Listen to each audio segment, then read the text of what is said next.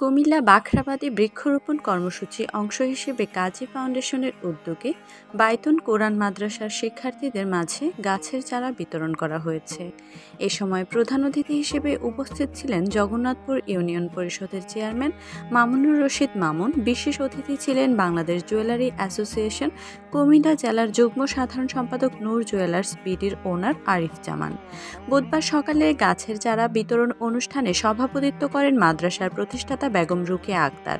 সংগঠনের প্রতিষ্ঠাতা চেয়ারম্যান কাজী মোজাম্মেল হোসেন পলুর সার্বিক তত্ত্বাবধানে যুবলীগ নেতা জুলিয়াস মাকসুদ জ্যোতির সঞ্চালনায় আরও উপস্থিত ছিলেন নারী উদ্যোক্তা মেহবুবা মাকসুদ স্মৃতি, মাদ্রাসার প্রিন্সিপাল হাফিজ কারি মাহবুবুল আলম, কাজী ফাউন্ডেশনের সদস্য রাশেদুল আলম, তৌহিদ খন্দকার তপু, জান্নাতুল ফেরদৌস দীপ্তি, আব্দুস সামাদ অপুসহ মাদ্রাসার শিক্ষক ও অভিভাবকবৃন্দ।